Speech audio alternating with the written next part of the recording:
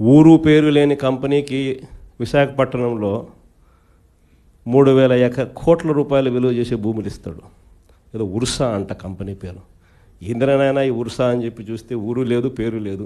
వారు కట్టే current bill ఏంది అని అంటే కనుక వాళ్ళు కట్టే కరెంటు బిల్లు ఒక ఇంట్లో ఒక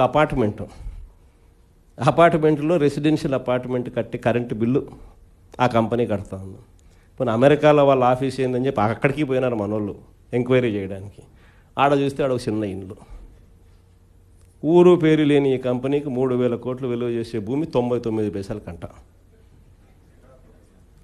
రూపాయికి ఇడ్లీ వస్తుందో రాదో నాకు తెలియదు, కానీ చంద్రబాబు నాయుడు హయాంలో మాత్రం ఉర్సా లాంటి ఊరు పేరు లేని కంపెనీలకు 3,000 కోట్ల రూపాయలు మాత్రం డబ్బులు దోచిపెట్టి నాకింత నీకింత అని పంచుకునే కార్యక్రమం జరుగుతూ ఉంది.